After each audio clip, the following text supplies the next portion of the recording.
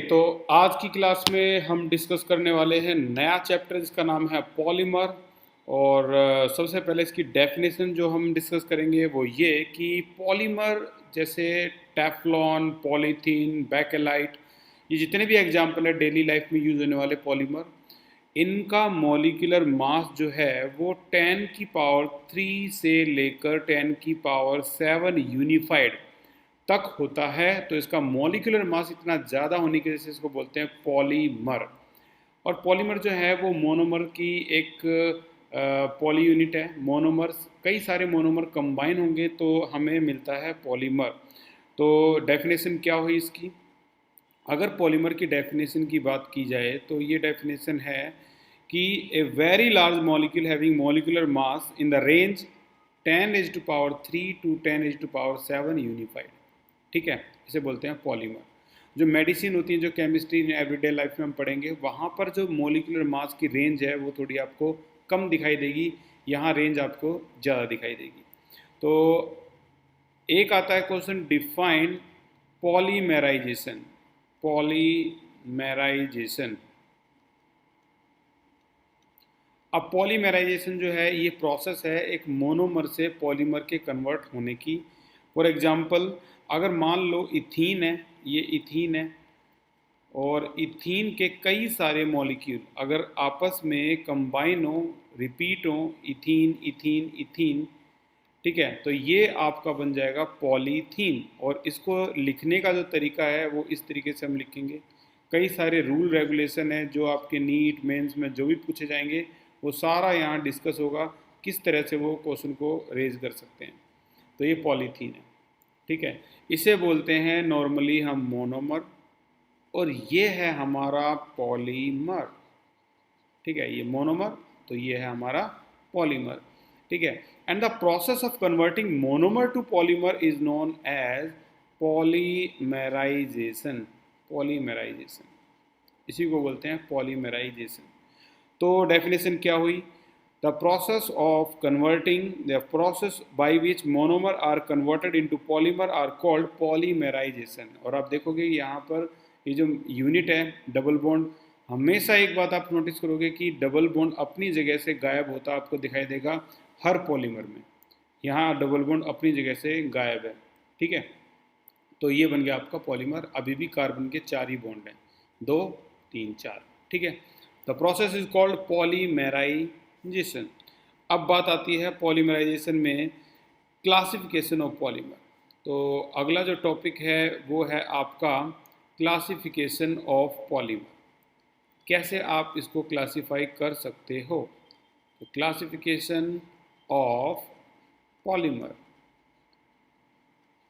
Polymer को अगर आप क्लासिफाई करना चाहते हो तो ये क्लासिफाई होता है बेस्ड ऑन सोर्स, ठीक है।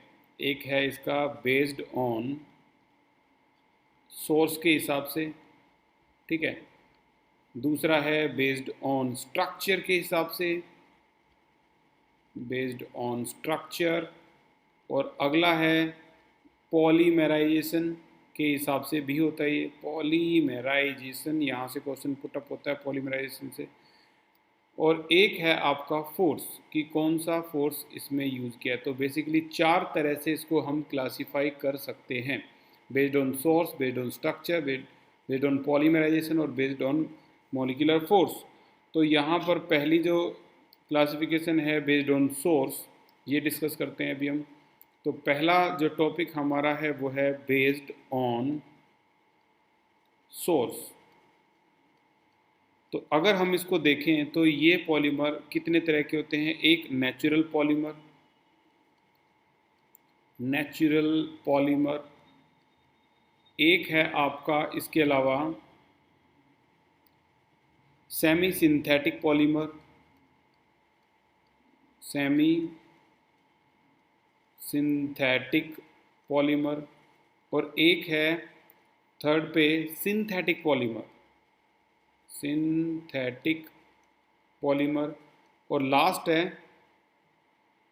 बेस्ड ऑन, अगर सोर्स की बात करें तो हमारे पास बेस्ड ऑन सोर्स में यही पॉलीमर है, नेचुरल, सेमी सिंथेटिक और सिंथेटिक। नेचुरल पॉलीमर वो होंगे जैसे starch, cellulose, glycogen, natural rubber, ये सभी polymer these are found in nature mostly in plant and animal, ठीक है ना, found in nature mostly in plant and animal. तो प्लांट में अगर नेचुरल रबर है, ये भी प्लांट का है। ग्लाइकोजन एनिमल में होता है, एनिमल स्टार्च बोलते हैं।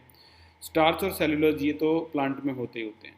ओके, सिंथेटिक की बात करें तो यहाँ मैं नेचुरल पॉलीमर का एग्जाम्पल लिख रहा हूँ मैं। स्टार्च सबसे बेस्ट है, स्टार्च, और सेलुलोज और ग्लाइकोजन, ग्लाइकोजन एनिमल का हो गया, ग्लाइको, ठीक है। अच्छा, सिंथेटिक की, सेमी सिंथेटिक की बात करें तो ऐसे पॉलीमर जो आधे तो नेचुरल हैं लेकिन आधे लेबोरेटरी में उनको मॉडिफाई किया गया है। तो polymer which are obtain by making some modification in natural polymer, जैसे रेयन।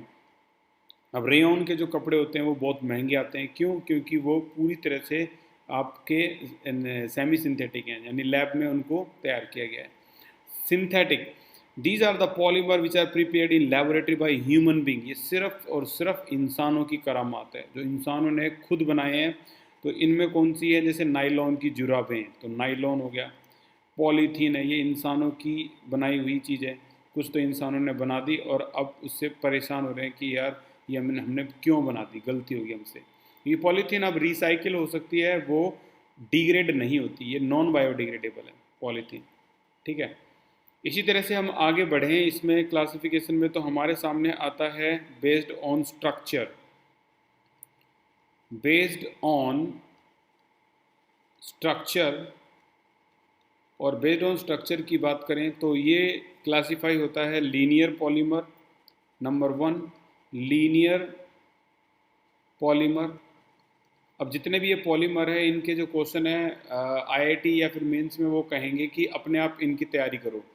आप इनको नोट्स में से कहीं भी अपने आप पढ़ो और उनकी अपने आप तैयारी करो। तो ये बहुत ज़रूरी है आपको ये समझना कि किस तरह से इसके कुछ इम्पोर्टेंट पोर्शन को आप कैप्चर कर सकते हो। तो लीनियर पॉलीमर वो होते हैं जो लॉन्ग एंड स्ट्रेट चेन से बनते हैं, जैसे पीवीसी, पॉलीविनाइल क्लोराइड, ये एग्जाम्पल है PVC, polyvinyl chloride. HDP, high density polythene बोलते हैं इसको, एचडीपी को, हाई डेंसिटी पॉलीथीन। एक होता है लो डेंसिटी पॉलीथीन, एक होता है हाई डेंसिटी पॉलीथीन, ठीक है। ये सारे लीनियर हैं और इनकी जो जो स्ट्रक्चर होता है वो ऐसे रेशे होते हैं, ऐसे धागे से होते हैं, इनको बोलते हैं linear. Linear consist of long and straight chain, ठीक है। अगला होता है हमारा ब्रांच चेन पॉलीमर, नंबर 2 पे आता है ब्रांच चेन पॉलीमर। और ये जो ब्रांच चेन पॉलीमर हैं ये कैसे होते हैं? These are the polymer containing linear chain, लेकिन इसमें कुछ modification, and having some branch. जैसे polymer containing linear chain having some branch, इसको बोलते हैं, होते तो ये लीनियर ही हैं लेकिन इनमें थोड़ी थोड़ी थोड़ी थोड़ी इस तरह से क्या होती है, ब्रांच होती है, इसीलिए इसको कहते हैं हम ब्रांच चेन पॉलीमर, ठीक है। ये ब्रांच चेन पॉलीमर है। तो polymer containing linear chain having some branch, इसे बोलते हैं ब्रांच चेन पॉलीमर। और थोड़ा सा आपको कंफ्यूजिंग लगेगा कि यहाँ आपका एलडीपी आया है, लो डेंसिटी पॉलीथीन। तो जो नॉर्मल लीनियर है वहाँ हाई डेंसिटी आएगा और जो ब्रांच वाले हैं वहाँ एलडीपी यानी लो डेंसिटी पॉलीथीन आएगा, ठीक है। अब नंबर 3 पे जो बात आती है, ये आपका इम्पोर्टेंट सेक्शन यहाँ से होता है शुरू। इसका नाम है क्रॉस लिंक्ड पॉलीमर, ठीक है, क्रॉस लिंक्ड पॉलीमर। अब ये क्रॉस लिंक्ड पॉलीमर, इसका दूसरा नाम क्या है? Network polymer, network polymer. तो ऐसे polymer usually formed from by functional और ट्राई फंक्शनल मोनोमर। जैसे अगर मैं एग्जाम्पल की बात करूँ तो यहाँ पर एक एग्जाम्पल आता है बेकेलाइट और एक एग्जाम्पल है इसका मेलामाइन। मेलामाइन की क्रॉकरी बनती है, अनब्रेकेबल क्रॉकरी, मेलामाइन। ऐसे बर्तन जो टूटते ही नहीं, कितने भी फेंक लो घर में इधर उधर, ठीक है। अच्छा, इसमें क्या खास बात होती है? स्ट्रॉन्ग कोवलेंट बॉन्ड होता है इसमें। जैसे क्रॉस लिंकिंग किस तरह से होती है? क्रॉस लिंक बोला गया है तो देखो, एक इस तरह से है, एक इस तरह से है और एक इसका इस तरह से डायग्राम। तो ये आपस में इस तरह से ज्वाइन होते हैं, ठीक है। और ये क्रॉस करके इससे भी लिंक होता है, तो इसे क्रॉस लिंकिंग भी बोल देते हैं। और इसमें जो बॉन्डिंग इतनी हार्ड होती है, कोवलेंट बॉन्डिंग इतनी स्ट्रॉन्ग होती है कि टूटने बहुत मुश्किल होते हैं। बैकेलाइट के हैंडल बनते हैं, जो हैंडल यूज़ करते हैं फ्राई पैन में, वो यूटेंसिल्स के जितने भी हैंडल हैं ब्लैक कलर के, वो बैकेलाइट के। कभी आपने सोचा है अगर ये प्लास्टिक होता तो ये तो गर्म, इतना गर्म होने के बाद तो पिघल जाता है, लेकिन नहीं, ये बैकेलाइट होते हैं, ये अलग पॉलीमर है। तो polymer usually form from by functional और ट्राई फंक्शनल मोनोमर। इनके जो मोनोमर होंगे इसमें दो फंक्शनल ग्रुप होंगे, बाई फंक्शनल या try functional monomer containing strong covalent bond. तो इसमें जो कोवलेंट बॉन्ड होगा वो आपका क्या होगा, स्ट्रॉन्ग। एग्जाम्पल बैकेलाइट और मेलामाइन। और आगे अगर हम चलें इसमें तो हमारे पास आगे है बेस्ड ऑन पॉलीमराइजेशन, भी इसको डिस्टिंग्विश कर किया जाता है बेस्ड ऑन पॉलीमराइजेशन। तो ये नंबर 4 है और ये कैटेगरी भी वेरी इंपॉर्टेंट है। ठीक है, तो क्या है, based on polymerization. Based on polymerization, यहाँ पर बेस्ड ऑन पॉलीमराइजेशन ये दो तरह के होते हैं, एडिशन पॉलीमराइजेशन और एक दूसरा नाम है कंडेंसेशन पॉलीमराइजेशन।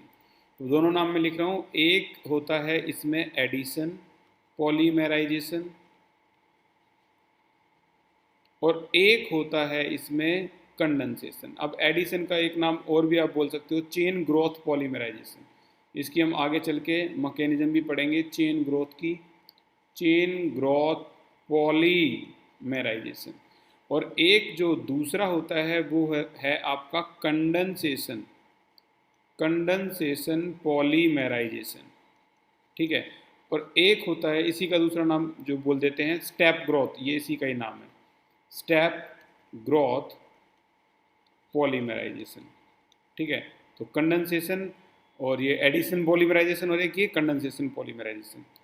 अब डिफरेंस क्या है, अब जो एडिशन पॉलीमराइजेशन है जो अभी हम डिस्कस करने वाले हैं, एडिशन पॉलीमराइजेशन,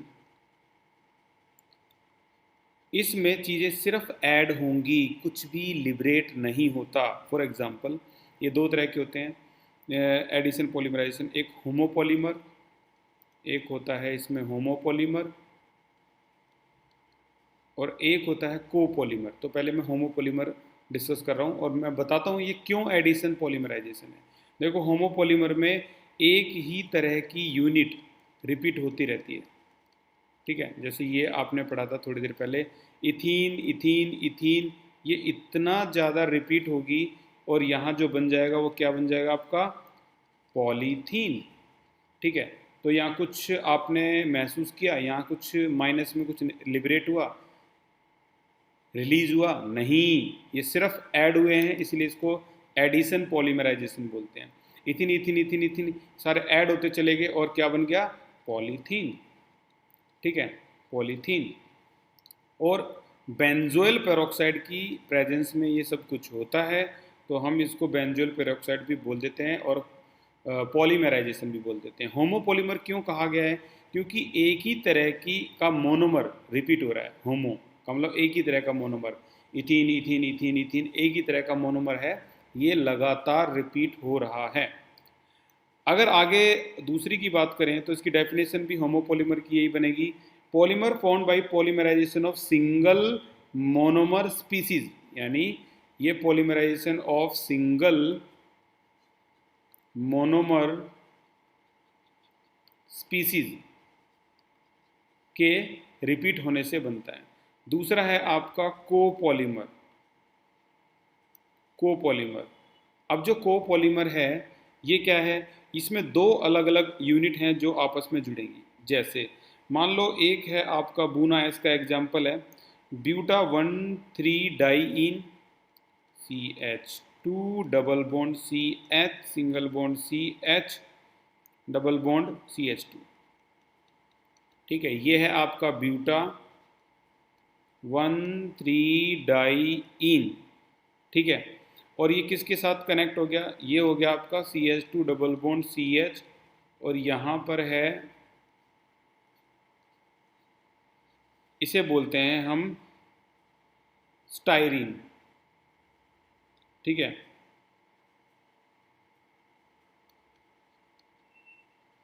अब इसमें दोनों अगर आपस में कंबाइन हो जाएं तो दोनों कैसे कंबाइन होंगे? देखो ये भी मोनोमर है, ये भी मोनोमर है, दो अलग अलग मोनोमर कंबाइन हो रहे हैं। मैंने बताया था एक आपको तरीका, अगर आप उसको फॉलो करोगे तो कभी कुछ गलत हो ही नहीं सकता। जहाँ डबल बॉन्ड है वो गायब हो जाएंगे अपनी जगह से। तो देखो कैसे, CH2 ये अपनी जगह से डबल बॉन्ड गायब हो गया, सिंगल बॉन्ड CH। अब आया यहाँ पर, जहाँ सिंगल था, देखो यहाँ पर जहाँ सिंगल था वहाँ क्या आ जाएगा, डबल CH। फिर ये जहाँ डबल था वहाँ सिंगल CH2। और ये इस तरीके से इससे जुड़ जाएगा इस वाले CH2 से, और ये वाला भी आपका सिंगल हो जाएगा। ठीक है, ये इस तरीके से N। तो यहाँ पर अगर आप देखोगे तो 1 2 3 4 5 6 कार्बन है, और इसको बोलते हैं हम बूना S, जहाँ पर बूना रिप्रेजेंट करता है ब्यूटा 1,3 डाइन को, और S रिप्रेजेंट करता है स्टायरीन को। ठीक है। अब ये कोपॉलीमर क्यों है? क्योंकि इसमें दो अलग अलग मोनोमर यूनिट हैं। ठीक है, डेफिनेशन भी यही बोल रही है। पॉलीमराइजेशन यानी polymer formed by the polymerization of two different monomer is called copolymer. दो अलग अलग मोनोमर से ये मिलकर बनता है। ठीक है। अब ये तो हो गया आपका दोनों का दोनों क्या खत्म हुआ है अभी तक, तो एडिशन पॉलीमराइजेशन खत्म हुआ है। अब दूसरी टाइप कौन सी थी? Condensation polymerization. तो कंडेंसेशन और एडिशन में क्या डिफरेंस है? देखो यहाँ भी कुछ भी चीज़ रिलीज नहीं हुई है, माइनस में नहीं गई है, यहाँ भी कोई भी चीज़ रिलीज नहीं हुई है, लेकिन कंडेंसेशन में कुछ ना कुछ जो है वो रिलीज होता है, यानी वहाँ पर लॉस होता है, यहाँ लॉस नहीं होता, यहाँ सिर्फ ऐड होता है। तो इसे बोलते हैं हम कंडेंसेशन पॉलीमराइजेशन, और दूसरा नाम क्या है? Step growth polymerization. ठीक है। तो कंडेंसेशन पॉलीमराइजेशन क्या है देखते हैं भाई। इसमें जैसे मान लो दो एग्जांपल लेके चलते हैं। नाइलॉन 66 का बड़ा पॉपुलर एग्जांपल है, जिसमें मोनोमर है हेक्सामिथाइलिन डाइअमाइन। तो हेक्सामिथाइलिन डाइअमाइन जो है इस तरीके से, हेक्सा CH2 कितने बार है? 6 बार। क्या बात है, यहाँ CH2 6 बार है और यहाँ भी NH2 है। इसे बोलते हैं 6 कार्बन है तो हेक्सा मिथाइलिन, 6 कार्बन है तो मिथाइलिन, और डाइअमाइन। डाइअमाइन का मतलब 2 अमाइन भी है, ये रहे 2। और इसको ऐड करवाया गया है किसके साथ? एडिपिक एसिड के साथ। एडिपिक एसिड जो होता है क्या? COOH, सिंगल बॉन्ड CH2 कितनी बार? 4 बार, और ये भी COOH, इसका नाम है एडिपिक एसिड। अच्छा, इन दोनों के बनने से जो बनता है वो है नाइलॉन 66। अब बनता कैसे है उसको हम एक्सप्लेन करेंगे, ध्यान से देखना। देखो यहाँ 2 हाइड्रोजन है और यहाँ 2 हाइड्रोजन है, इसको इस तरह से लगा दो। एक हाइड्रोजन यहाँ पे, एक हाइड्रोजन यहाँ पे, यहाँ भी एक हाइड्रोजन और यहाँ भी एक हाइड्रोजन। ठीक है। इसमें जो है आपका C डबल बॉन्ड O, इसको आप कैसे लिखोगे? C डबल बॉन्ड O, और ये है आपका OH। Wait a minute, hello,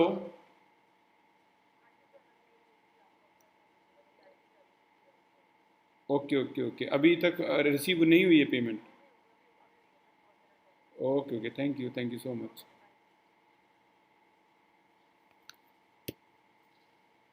तो यहाँ पर COOH जो है वो इस तरह से आएगा, C डबल बॉन्ड O और यहाँ पर OH। ठीक है। अब आप ध्यान से अगर देखोगे तो यहाँ कुछ ना कुछ रिलीज हो रहा है। यहाँ आपका H2O जो है वो रिलीज हो गया, इसे बोलते हैं कंडेंसेशन।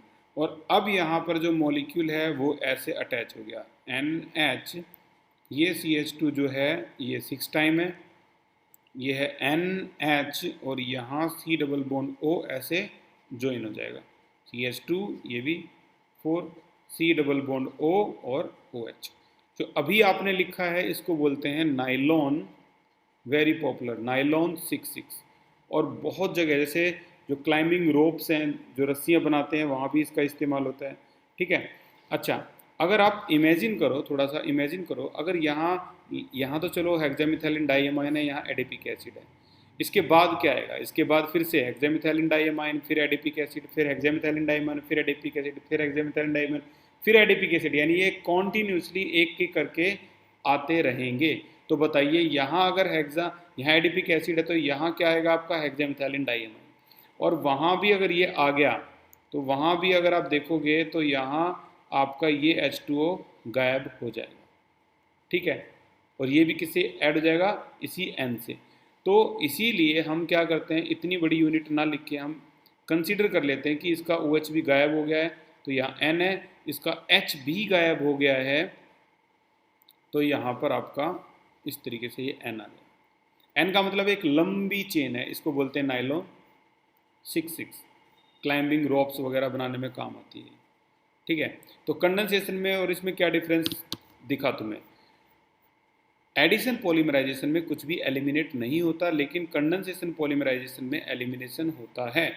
तो डेफिनेशन क्या बनी भाई, the polymer found by the repeated condensation reaction between two different bifunctional और trifunctional monomeric unit, in this polymerisation elimination of small molecule such as water, alcohol etcetera take place, यानी इसमें से water, alcohol वगैरह जो है वो eliminate होंगे। इसे बोलते हैं कंडेंसेशन पॉलीमराइजेशन। और आगे अगर हम चलें तो बेस्ड ऑन मॉलिक्यूलर फोर्स, ये आज का लास्ट है, बेस्ड ऑन मॉलिक्यूलर फोर्स आप कैसे इसको क्लासीफाई करोगे। तो बेस्ड ऑन मॉलिक्यूलर फोर्स के हिसाब से देखा जाए तो ये डिस्टिंग्विश हो सकता है, एक तो इलास्टोमर,